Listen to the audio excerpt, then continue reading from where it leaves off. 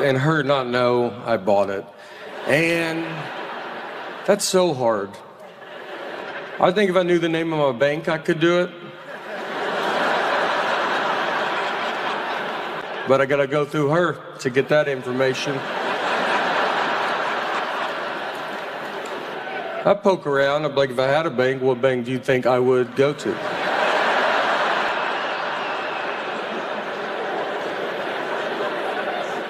I also, once a week, walk into a bank, hello, is my money in this bank?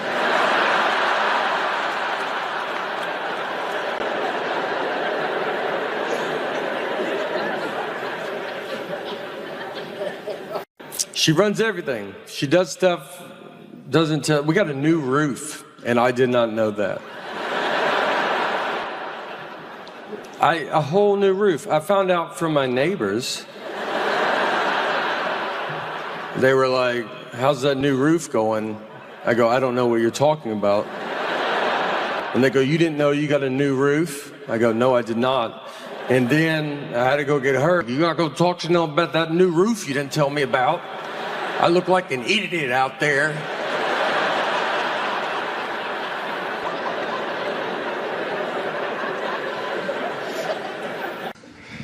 My dad is a magician. He's done that my entire life. He was a clown at the very beginning, just in case you're like, how do you get into something like that? He goes clowned in magic. There's 2 steps. You can take them in either order.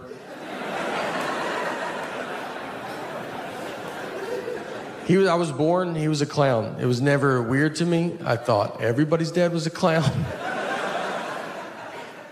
My first memory of my life is I was 5 years old, and I remember my mom walked me out to the front yard, and my dad pulled up with this old red Mazda. He's dressed as a clown. That doesn't even faze me. That's just how he left. How else would he come home? And the Easter Bunny was in the passenger seat. That's the first thing that I remember to my life. If you want to know how you get into comedy, that's a pretty good nudge. And I remember it didn't fit, the Easter Bunny head didn't fit in the car, like he couldn't sit normal, so his head was bent to the side. And I remember he had his seatbelt on, and he's just like, and I was like, I like to think about all the other people that saw that just in the car next to him, just at a red light. You're like, I didn't even know they hung out like that. So me and my dad, he just does magic now, and he's very good at what he does. He's very funny, and we do shows together. So one time we did, magicians have conventions where they get together and they're buy and sell tricks, and they give a lecture, and they do this big show. So this guy was putting one together in Des Moines, Iowa, which is the birthplace of magic, something a lot of people don't know. And it's not, but it does sound like it could be. I don't know why. I said that in Des Moines, and people are like, I think I already knew that. They're like, yeah, he's right. So this guy calls me, he's like, your dad's performing this year, so we want you to come down, and we're gonna make you appear out of a magic trick. I'm gonna come out, I'm gonna surprise my dad, surprise the audience, everybody will go crazy, and then I'll do 5 minutes of stand-up, and that will end the show. He's like, it's gonna be like a big deal. I was like, all right, I agreed to it. I fly to Des Moines, I'm hiding, I'm in my room, no one knows I'm there. The show starts, my dad's out performing, I climb in a box backstage. When my dad gets done performing, they ask him to stay and help, they push the box out. The trick is, the guy is a very pretty lady assistant, she walks around, shows the box is empty, and then she climbs in, normally it just falls apart, and then but now it falls apart and it's me, and I pop out. And you have to come out big. I don't know if you've ever appeared out of a magic trick, but if you do, yeah, you can't just be like, how you doing? You know, like, it's gotta be a grand, like, can you believe it? And I look at my dad, his face is so surprised, he had no idea. But his eyes are just like, why would you ever do this? And I was like, this is not a good time to visit you. The audience is clapping, but they're not going that crazy. Like, the clapping starts dying down. And as I'm standing there, it's like hitting me that I was like, I don't think they know who we are. That guy told me they did, and they don't. They don't know that's my dad. They don't know I'm a comedian. This looks like the stupidest trick they've ever seen. It doesn't make sense. Like, they're like, a pretty girl goes in, then just a whatever dude pops out. That's your trick? Your trick is backwards, sir. It's backwards. And now I got to do comedy, but they don't know I'm a comedian, so I get a microphone. They're like, he's going to talk to us now? How long is this trick? And when you do comedy in front of people not expecting comedy, it does not come off as comedy. It sounds like a mean speech. They were just like, get back in the box. Where's the girl? Is she fine? Can we hear from her? Oh, me and my buddy, we rented a car. He's driving. On the way out there, I see a dead horse just laid out in this guy's yard. And I've never seen that before. And I was like, man, I bet you don't think about that when you buy a horse, it dying. You know, what do? That's a huge thing, dying in your yard. You can't just shoot it off into the woods with your foot and try to get another one that matches before the kids come home. You have to tell your wife to keep the kids away for a month. You got to Google how to move a dead horse. You got to probably try to get another horse to help you do it. And that's not easy. That's what the blinders were invented for, because it's like, just look ahead. Don't worry about what's going on back. No, look. You gotta get your friends to help you do it, and you can't spill the beans too quick on that. You think it's hard for them to help you move a couch? Try a dead horse. You gotta lie to them, like, we're getting a divorce. Just come over. Bring your truck and some gloves. And when they get there, let me tell you, they're gonna see it, all right? Everybody saw it. It was next to the road. And they're gonna pull into that driveway and just be like, I don't think they're getting a divorce at all. I think we're here to move that dead horse is what I think. Let's let him bring it up, all right? Make him ask. But I'll be shocked if we don't touch that dead horse today.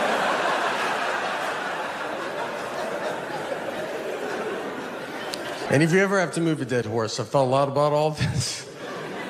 You want to be the first one to the horse, all right? You don't want someone else to tell you where to grab a dead horse. So you run out there like you love it. Like you're like, this is what I hoped it was. And get to the hoofs in the front and be like, all right, I'm here. You guys decide where you guys want to be.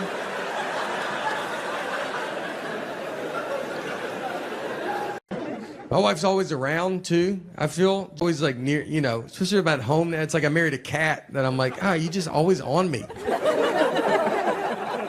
If I go to the bathroom, she's like, I'm going to paint the bathroom door while you're in there.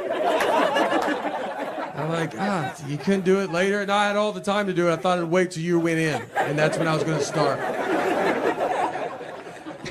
If I eat something she doesn't approve of, it pops up, man.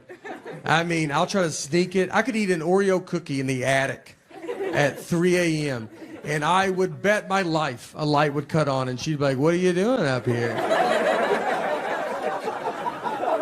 And if I questioned it, it was like, what are you doing up here? She's like, I'm always up here. This is when I do my attic stuff.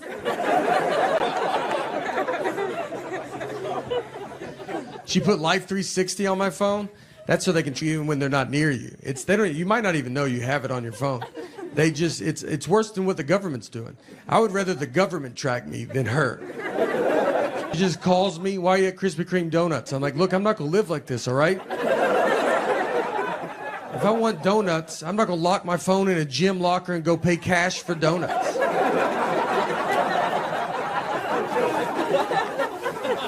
Done it, but I'm not gonna do it every time. God forbid I go to a store she has a coupon for. I mean, I'll be walking into the parking lot just to get a call, buy anything, I have a coupon. I'm like, do you think I'm gonna come home and get that coupon? Is things about to happen? I'm gonna try to pay more now that you called. I don't even know if Target allows that, but I'm gonna try to negotiate up on this toothpaste. You better hope they don't round up. I'm rounding up. I hate coupons so much, and she's addicted to them. She will not let me leave. Like, I got a coupon. I'm like, I just feel so stupid. I'm buying deodorant, and I'm like, I don't have all the money, but I'm almost there. But I do have this coupon. One day, I hope to be able to pay full price. We are saving up as much as we can.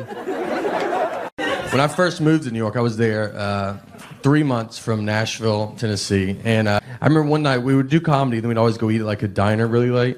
And one night I'm sitting, we go to this diner, I'm sitting in the back, and this guy walks in with a CNI dog, but he's like pretending to be blind. Like he's not, like I'm really good at telling when people are fake blind. And I was like, this guy's not blind, you know? He walked in, he made a big announcement to it. He's like, hey, I'm blind, everybody, I'm blind. And then he started just knocking everything off everybody's table. Like, oh, I wish I could see what's going on, but I can't because I'm blind. And he had a CNI dog. He was leading the dog around the whole time. The dog never got in front of him. And I was like, it doesn't work like that, you know? Like, I don't think the dog builds confidence and is like, you do some of these on your own. I just want to see, you know, if you get it. Like, so I'm watching all this happen. I'm getting pretty upset about it, you know, because I just moved to the north from the south, so I still cared about people. And I was like, I gotta do something, you know? And so they kick him out, and they get us outside, and I go out there, I look, I was like, all right, let me go. In my Mayberry head, I think this is New York's biggest problem. And I go over to him, I was like, what's wrong with you, man? Like, why would you pretend to be blind? Like, how would you feel if you really were blind? And he was like, how would you feel if you were blind? I was like, what does that even mean? And then he sprayed me with mace. And he was so accurate. You know, it wasn't like, oh, I hope I get him. It was both eyeballs. The bridge of my nose wasn't even wet. That's how good he was. And when you go to the mace, you can see for a second. And I remember, like, I was like sitting there, and I look up, and he runs across the street, and he gets hit by a cab. For real, it wasn't bad. Like the cab, like just kind of bumped it. I mean, it wasn't good, but it wasn't, you know, like he's fine. I think he's fine. He could see after. No, I don't know. But he falls into the sidewalk. But I remember like thinking, I was like, I saw that cab. Like he definitely should have seen it, you know? So it was like, all right, I mean, odds are he's probably blind, you know? It's his first day or something, I don't know. Like maybe he's going through a lot. And I should have just backed up. Everybody asked too, they're like, oh, was it, they would run another, like, would you get sprayed with pepper spray or mace? It's like, you know, I don't know what it was. What kind of life are you living if you could tell the difference? If I knew something, I don't know. Could have been hairspray. I don't know. What do you? Thank you, everybody. It is. It's exciting to be here. Mainly, I'm quitting comedy soon, so I don't want you guys to worry about it. I'll get out. I mean, I can't get out yet because, for one, it's pretty tough to quit something no one knows you do. So there's that hurdle. There's actually no one even to quit to. Even if I wanted to quit, no one cares that I'm doing this. Like, I don't have a boss. I can't just call Cosby and be like, look, I'm out, all right?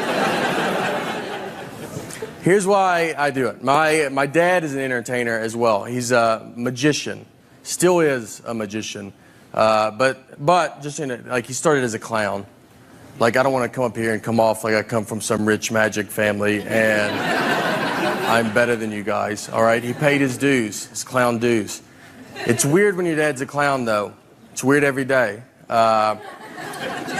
It made me not like clowns, you know? Like, because have you ever been yelled at by a clown? I have.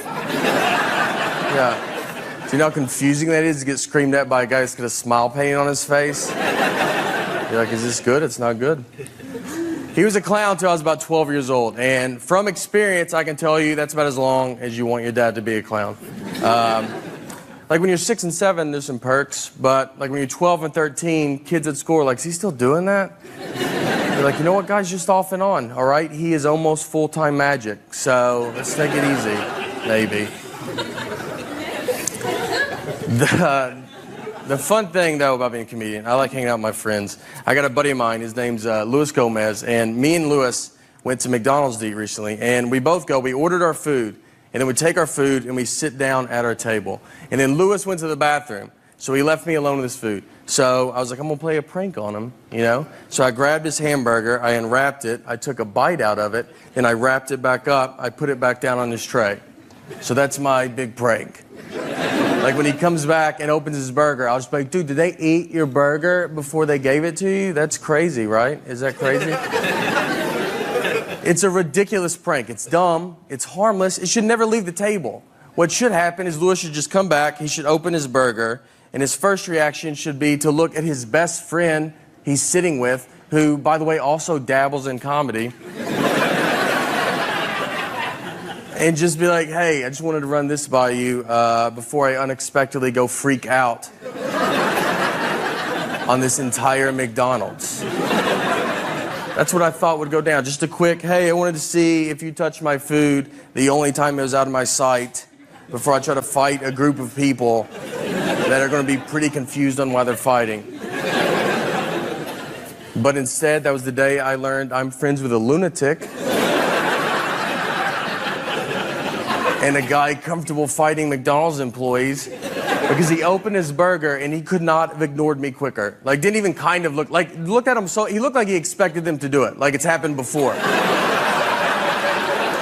And he's like, again with this? He starts screaming at all. He's like, someone ate my burger? How about I'll fight all of you till I find out who ate my burger? So he gets up, he starts walking towards him. So now I gotta jump in. I can't believe it's working. Like, we have gotten so much farther than I thought we could ever get. I grabbed him, I was like, Louis, I ate your burger. I ate it, dude. That's insane that you didn't look at me. That's insane. So I get him to sit down, but it's already weird. Like, everybody's like looking at us. It takes like 10 minutes for people to quit filming us with their phones. And that's when it hits me. I started thinking about it. I was like, Louis, I was like, you're going to get killed one day. I was like, you were about to go fight it. I was like, let's pretend that I'm not here. Let's pretend that someone did eat your burger that worked at this McDonald's. Let's pretend that really happened. You were going to go blindly fight that guy. Not even try to, like, size him up, like, see what he looks like, at least. Do you really think you could beat up a guy that is apparently pretty confident in himself? That he's making burgers, he's then eating them. He's just sending them out to whoever. You don't think that guy's probably the greatest fighter of all time? I honestly think you'd walk to that McDonald's counter and be like, hey, who ate my burger? And all the McDonald's employees would just part ways. Because they know exactly who you're talking about. And in the very back of McDonald's, you see a guy standing there cracking his neck. He's got his fist in the fryer, doesn't even know it, just sitting there, warming his hands. All right, guys, thank you guys so much. Thank you. I pulled a muscle recently. I guess it was in my soul. I mean, it was dead middle of my body. I thought it was the front, and then I was like, well, that back hurts too, you know, so. Well, what's in the middle? What muscle is in the middle?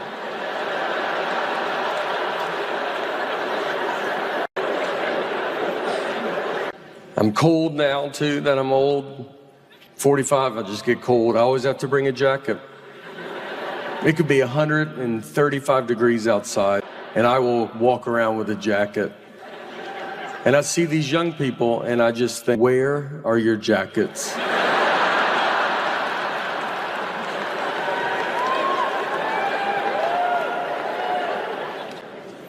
My body's falling apart. My shoulder hurts because I stand on stage like this.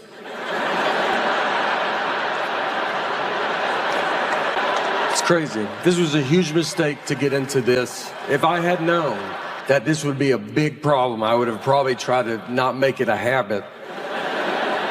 My body can't handle this. And I went to the doctor to try to fix it, and they talked to me like I was an old car. He just goes, I wouldn't put any more money into it, to be honest.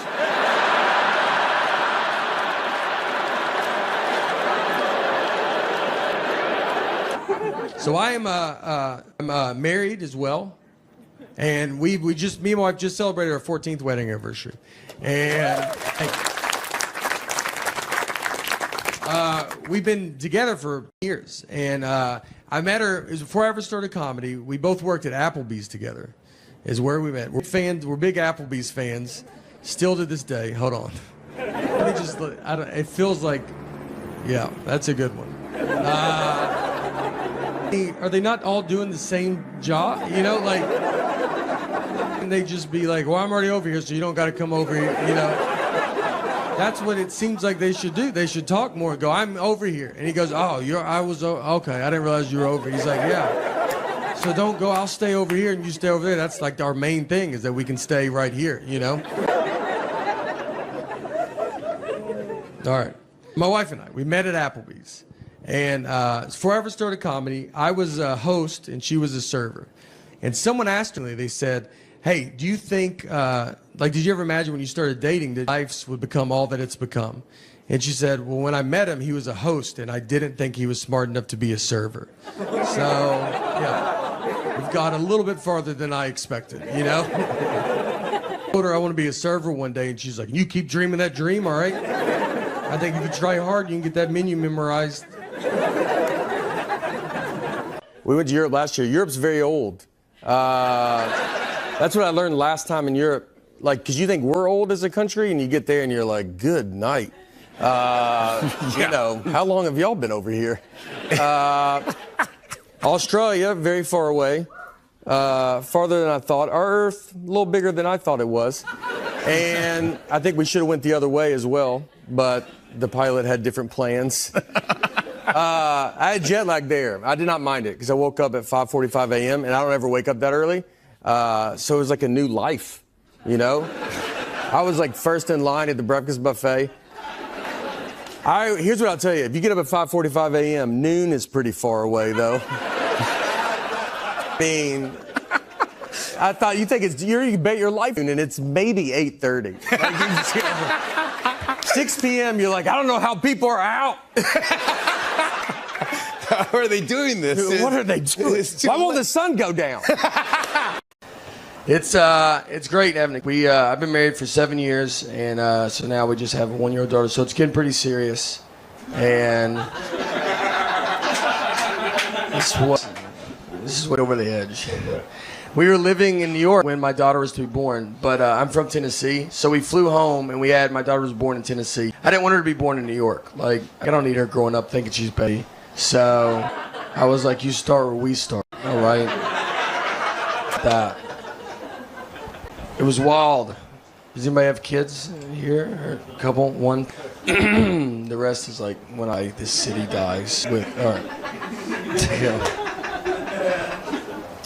It's wild. I remember on the way to the hospital, I told my wife, I was like, look, I don't want to see anything, all right? It's going to be gross.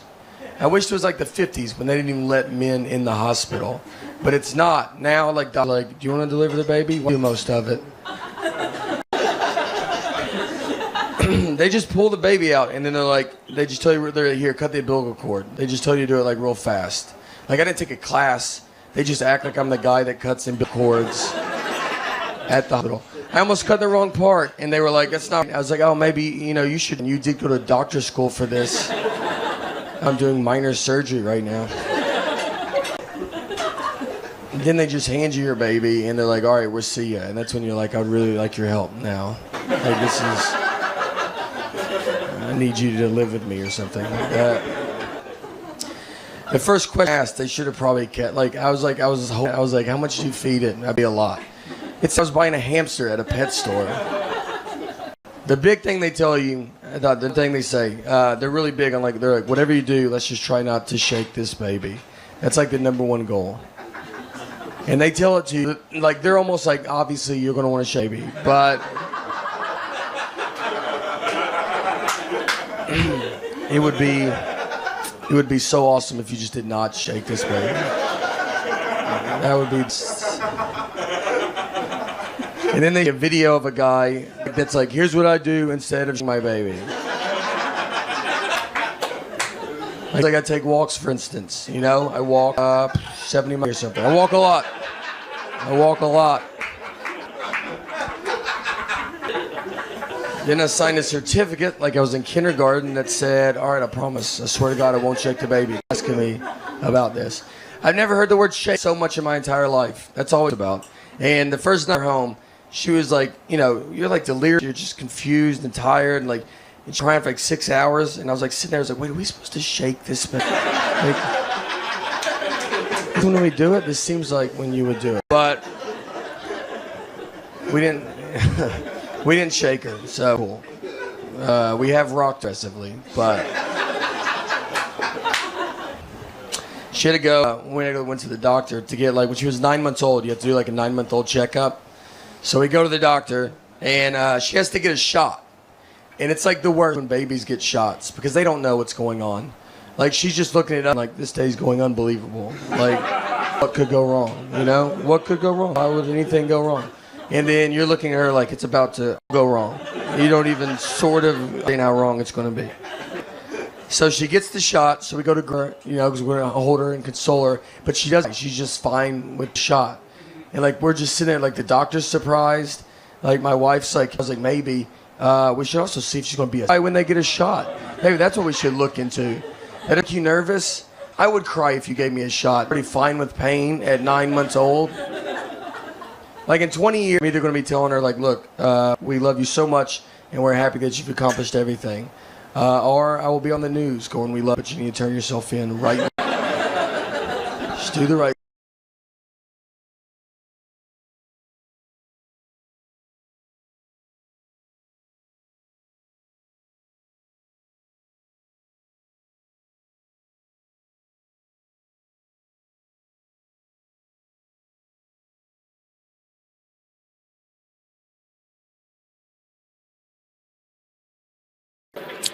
I mean, I think what I saw growing up, I mean, we would go watch, my dad's a magician. So we would go watch my dad do magic at the Wilson County Fair, which county fairs are great. If you've never, they're still going, I don't think the government knows about them, but I mean, we ride these rides that were on the interstate an hour ago.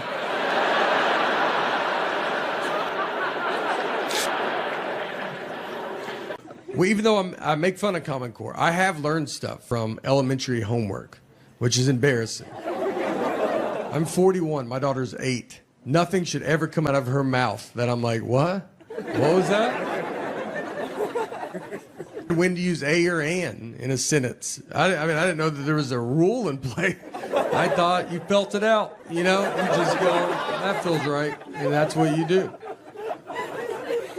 I do the same thing with a comma. I never known where a comma's supposed to go. I feel a comma's coming, I try to get out of that sentence so bad. I mean, and if I can, I just put a comma and see if someone says something, you know? If they're like, is that a comma? I'm like, isn't my comma button has been sticking on my phone. She runs everything. She does stuff, doesn't tell. We got a new roof, and I did not know that. A whole new roof. I found out from my neighbors. They were like, how's that new roof going? I go, I don't know what you're talking about. And they go, you didn't know you got a new roof? I go, no, I did not. And then I had to go get her. You gotta go talk to them about that new roof you didn't tell me about. I look like an idiot out there.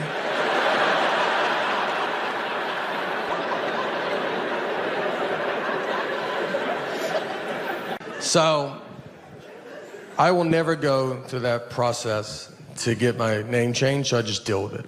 And it gets brought up. Once I was checking a bag, and the guy by the counter, he sees my ticket says Nathan, the license says Nathaniel. He was like, this is not good.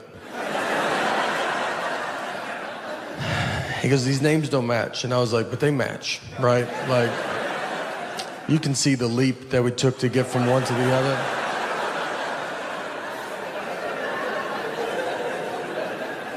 He was like, but they're not the same. I was like, but they're the same. And I'm realizing he cannot find out people call me Nate at that point because, I mean, he can't handle that. I'm gonna call the police over to be like, there's a guy with 3 names trying to fly right here. If you guys want to just shoot him from over there or something. So I was like, what do you want me to do? He goes, you should go home. That's all I got. He's like, I can't believe you've made it this far. I was like, let me just try it, you know? Shouldn't I try it? I said, look, I'll give you that those names don't match.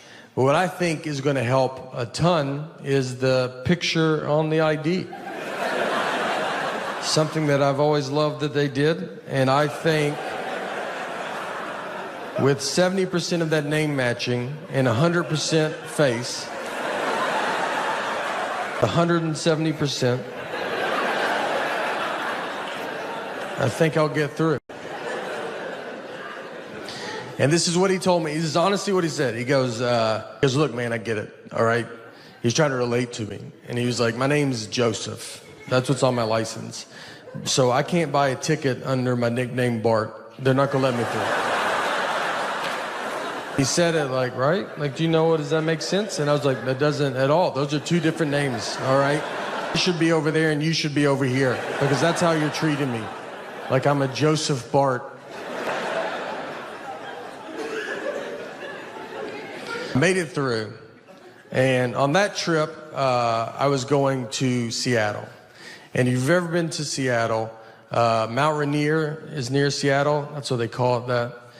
And I don't know if that's true, just so y'all, it felt like y'all took that like, yeah. So we were going out to Mount Rainier, and I was with a buddy of mine. And Mount Rainier is it's the third biggest mountain in America. It's a good one to go to. I don't know who number 1 or number 2 is, but maybe one day it will be number 1, you know? Do mountains keep growing? I don't think we know that yet. It's a good time to see it. It doesn't have the attitude of a 1 or a 2. I think I was buying a tree. I don't really know. But I tried to give him cash, and he was like, oh, you got to do a credit card. I was like, okay. So I give random iPad all my family information. It was $75. So he's like, swipes the card. And then after it goes through, just so you know, it's a monthly charge. Yeah. He told me after. And he was like, look, you can cancel it on the website. I was like, I don't even know what's going on right now.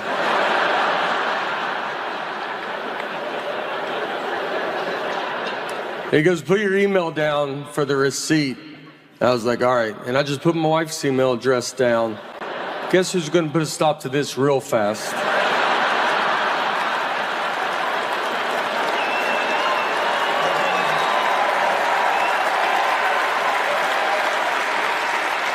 She'll have that tree cut down tomorrow.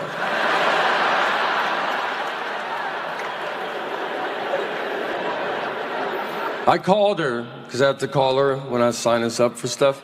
And she answered the phone, just goes, I'm on it, hung up.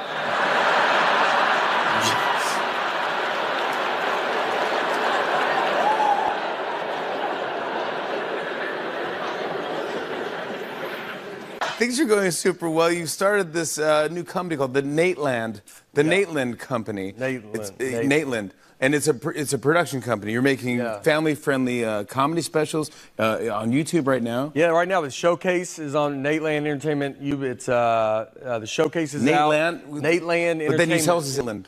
Nateland. I say Nateland. No, you didn't. When? I think you said Nateland. I said Nateland, and you go Nateland. And I go, oh, was I saying it wrong? Well, that might be my accent. That shouldn't count as me mispronouncing it. You should be able to read through and go, he doesn't even know what he's talking about. Like that's...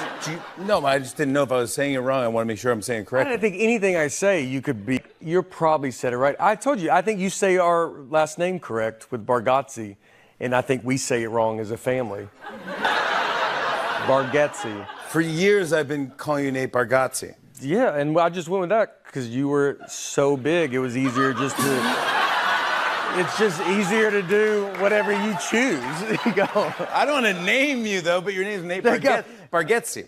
Mark Maron once called me Nick, and I was like, I'll just be Nick. Like, it was enough people that was Nick. I was like, I'll just go with whatever's out there. I remember nothing from school. People talk about history to me, and I'm like, I don't know when you guys learned that. I think we skipped all of this. I almost didn't graduate high school. I had an F in science. I was taking a class called science my senior year in high school. I mean, I had an F, and my dad went and talked to the teacher and just said, look, just give him a D. He's not going to do science stuff. And the teacher agreed to it.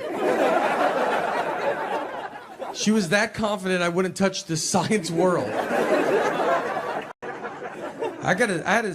We took ACTs, and I got a 17 on it. And if you don't see these, I mean, 18 they're like, that's not good, man, but you made it. 17, they're like, are you enrolled in this school? Like, what are you doing? The only thing I remember is in 7th grade, we had a kid fist fight PE teacher. That stuck with me. I mean, he was too old to be in 7th grade. He drove to 7th grade. If you're a 7th grade teacher and one of the kids drives, you just know you got to fight that kid one day. Like, I mean, it's just happening. Like,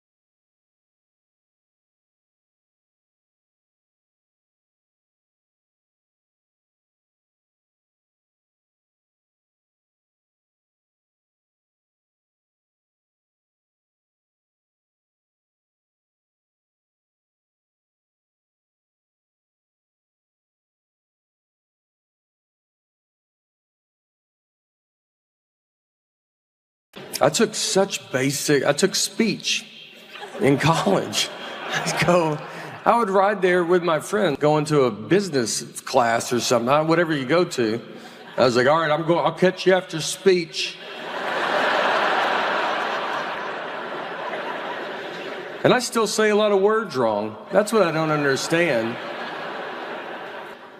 I say poem, which no one ever knows. Poem, like, yeah, P-O-E-M, I go poem. We'll fix that, speech class. What if I want to be a poem writer? What if I have a lot of great poem ideas? And no one takes me serious because I'm like, listen to my poems.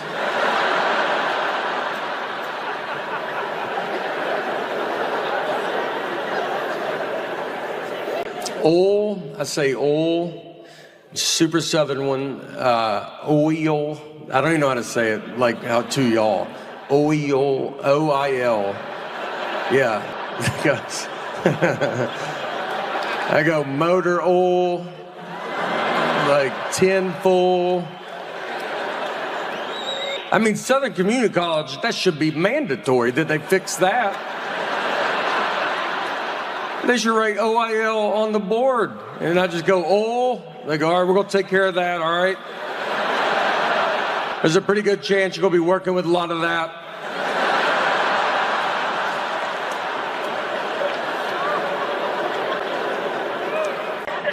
I pulled a muscle recently. I guess it was in my soul. I mean, it was dead middle of my body. I thought it was the front, and then I was like, well, that back hurts too, you know, so. Well, what's in the middle? What muscle is in the middle?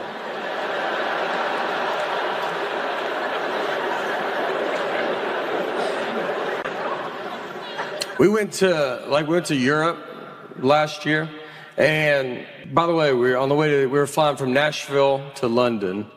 And we go, it was 4:42 p.m. Nashville time. So as a family, I said, let's guess what time it is in London.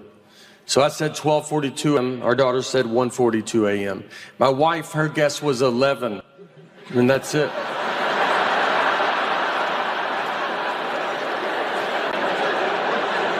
Yeah, she didn't say the 42.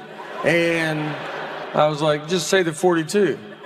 And she goes, you know what I mean. I go, I know, but just show her daughter you know what a normal person would say. That started a pretty big fight.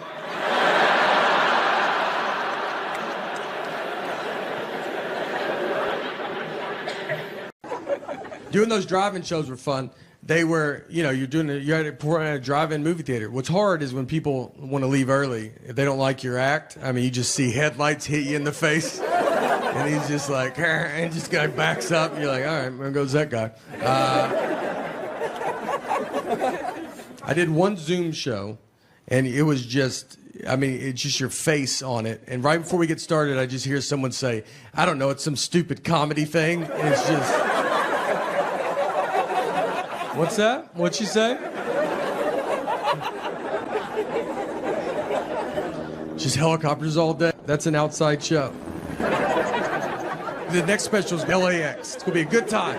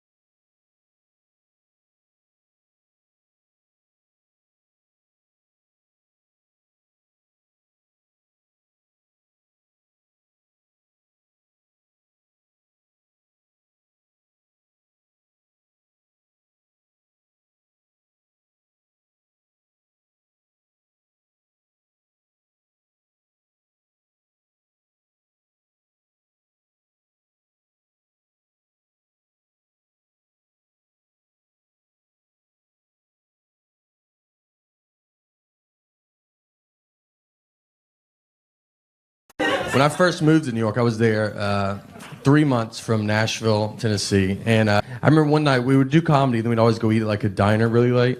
And one night I'm sitting, we go to this diner, I'm sitting in the back, and this guy walks in with a CNI dog, but he's like pretending to be blind. Like he's not, like I'm really good at telling when people are fake blind. And I was like, this guy's not blind, you know? He walked in, he made a big announcement to it. He's like, hey, I'm blind, everybody, I'm blind. And then he started just knocking everything off everybody's table. Like, oh, I wish I could see what's going on, but I can't because I'm blind. And he had a CNI dog. He was leading the dog around the whole time.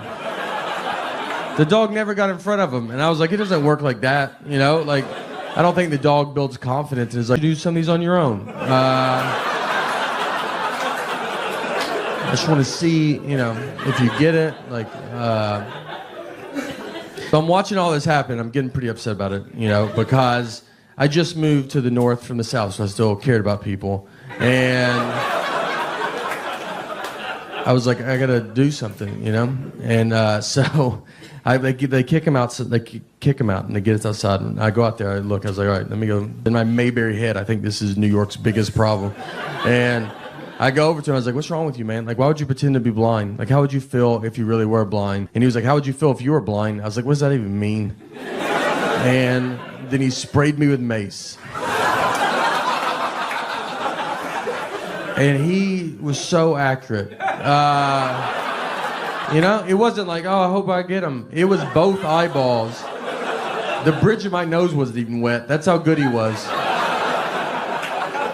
And when you're with mace, you can see for a second. And I remember, like, I was like sitting there, and I look up, and he runs across the street, and he gets hit by a cab.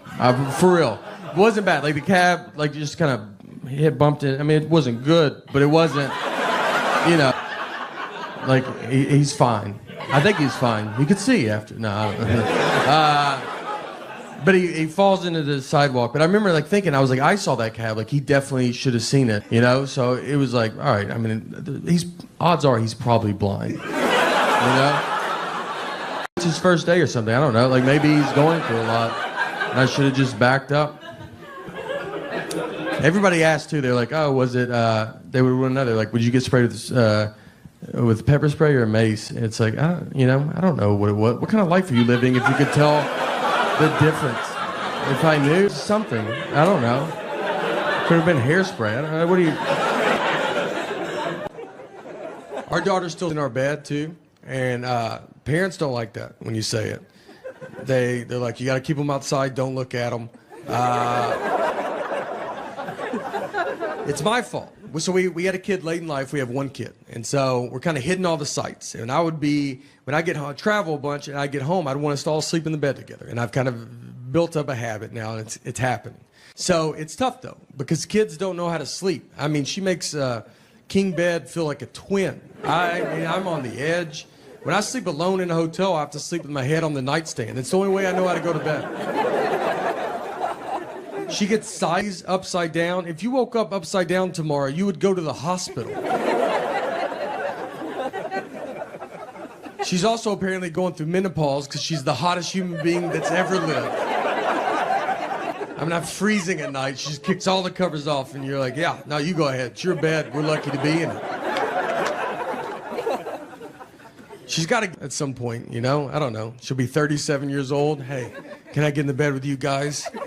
Her kids are upstairs asleep in their bed. Her husband left a while ago. He ain't go. So my parents, I think, watched a Rescue 911 where a kid went missing. So it got them scared. They were like, I think they took it as like, look, you guys are getting kidnapped. There's nothing we can do. It's happening. So they wanted us to be prepared for it. So instead of like, I don't know, self-defense, give us a gun, I don't know, something. What they did was like, you know, you always hand out flyers if a kid goes missing. They were like, let's just get that flyer ready. We'll just do that, you know. So kid goes missing, they always have a flyer. They put a picture of the kid and all the information below the flyer. So the height, weight, eye color, all that stuff. So instead of making a flyer, what they made us do was we wrote on a piece of paper our name, height, weight, eye color, and then we just held it up against the wall, and they just took a picture of us. So the picture is us holding our own information. And they said, well, when the cops are like, hey, let's get a flyer ready, we're going to be like, well, we've been rooting for this to happen. We already have one made. And they're like, we'll give that to the police. Which, if we would have been kidnapped, my parents would be in prison right now. No one's going to believe you pre-took pictures. I mean, they're going to just look at this and be like, all right, just tell us where the kids are at. That would be the easiest thing to do. I've never seen this ever. They had to go get that printed at Walmart, too. You couldn't do that at home. You had to go show people that easy. We walked in Walmart, and the guy was probably like, hey, do you think I could talk to your kids by themselves for a little bit? I'd love to just chat with them. 12 years, and our wedding, it was not good. This is not my fault. This was my mom and my wife planned the wedding, and they're both cheap. So they cut corners. If we hire someone to do something at our house, I promise he does not do that job full time. He'll be fixing our dishwasher, and we're like, do you paint houses? And he's like, yeah, I probably could paint houses, you know? His business card says, how hard could it be, right? Can't be that hard. We got married on Friday the 13th. Got a pretty sweet deal on that. They were wide open. We were like, what times are available? They go, every one of them, all 24. You can call us that day if you want. Her brother married us. That was free. The photographer was just a buddy of ours that had he just bought a new camera. So we were like, you didn't do our wedding? Never done anything professionally, and it showed. His camera stopped working during it, and he started taking stuff out of it. Like, that would be the problem. Like, it's like, yeah, you know what? I bet they put too much stuff inside of it when they built it. You should yank some of those wires. That's not supposed to be in there like that. Our DJ was awful, and that's because we got my mom to hire the DJ. I don't know who thinks to ask someone in their 50s for DJ recommendations. No one ever is like, Mom, were you in with the local DJ scene by any chance? She hired someone older than her.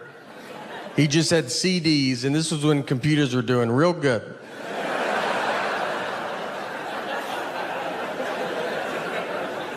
He got super drunk, played the same song 3 times in a row. White Wedding, which he said was by Billy Joel. He only had one leg, seriously, and that's fine, you know, no one cares until he starts messing up, and then you're like, why does he have one leg?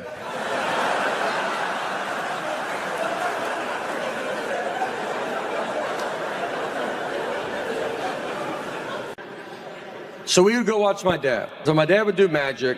Right next to him, they had a donkey jumping off a high dive into a pool. So pretty hard to keep everybody's attention. When my dad is like, is this your card? And everybody, this donkey's about to jump off this high dive. That's something you don't think you want to see till it's up there. And I use the word jump very loosely. These donkeys are falling off this high dive.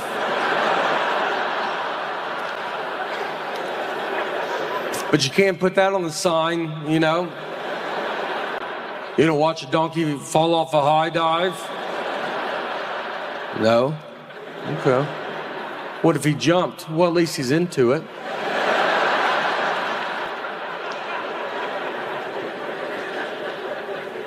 So the donkey would go up this ramp like 40 feet in the air, and it would just stand there because it doesn't want to jump.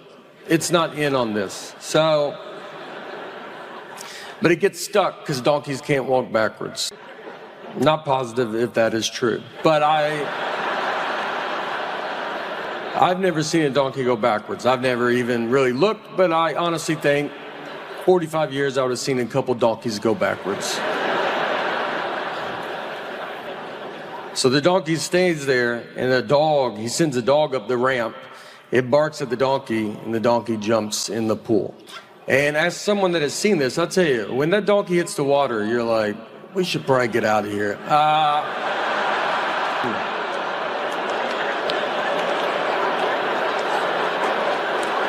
It's not as fun as you thought it would be.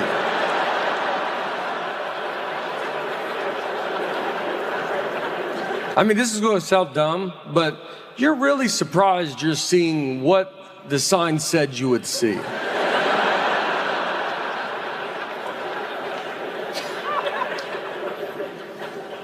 PETA got a hold of that. They shut it down, and that was one I think everybody was like, fair enough, we get that.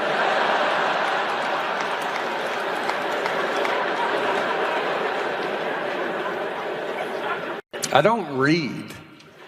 Yeah, and I think that matters. Reading is the key to smart, I believe, and I don't do it. I think it's caught up to me. I want to do it. I like the idea of reading. I even buy books. But these books are the most words. And it's every book. You just open it and you're like, what are you talking about? And they don't let up. Every page, just more words. How about you put some blank pages in there? Why don't you let me get my head above water for 2 seconds?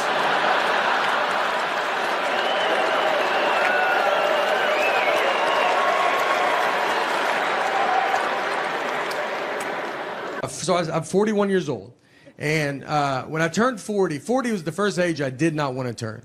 I remember parents turning 40, it just feels old. And it's also the age that you do realize everybody you're talking to, you are older than. Before you're 40, I think everybody you talk to is your age. And the reason when you turn 40, you're just older than that person. I'll just be talking to them like, remember that? It's like 97, 98. They go, I wasn't born yet. You're like, golly, are you serious, dude? In my eyes, we look the same. Where's your dad at? Let me talk to him, because I swear I thought you were my age.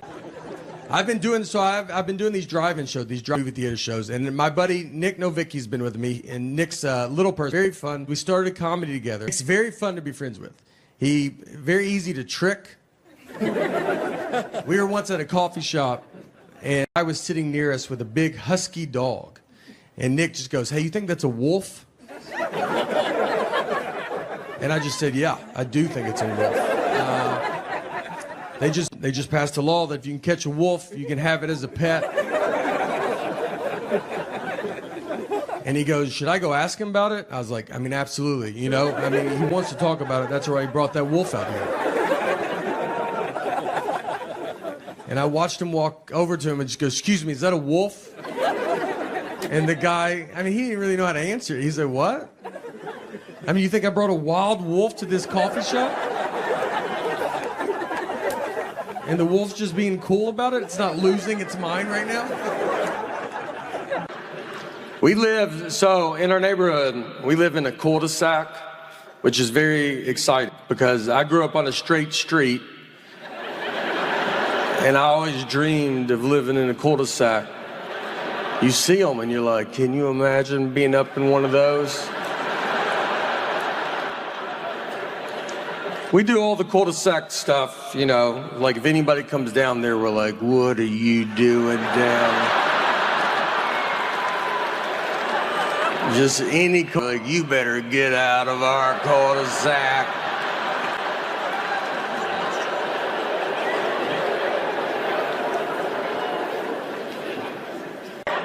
I pulled a muscle recently, I guess it was in my soul.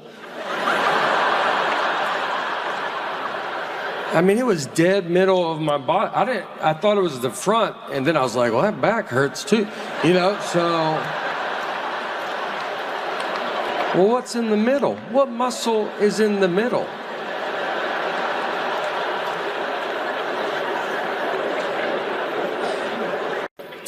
I mean, I think what I saw growing up, I mean, we would go watch, my dad's a magician. So we would go watch my dad do magic at the Wilson County Fair, which county fairs are great. If you've never, they're still going, I don't think the government knows about them, but I mean, we ride these rides that were on the interstate an hour ago.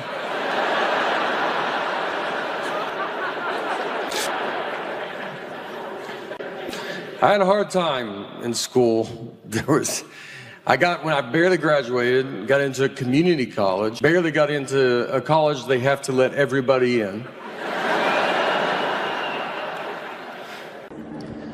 I'm gonna let this one go by. I mean, like, you know, the hard part is I see them coming before y'all, and I mean, I just see a blinking like 5 miles away going, that one looks like it's coming. In my head, I'm just like, I think it's, you know, a couple times I've looked and it was just stars. I like look up and I'll be like, that one's not moving that quick. I feel like we're sitting on top of it. You're like, that's the moon. Is it?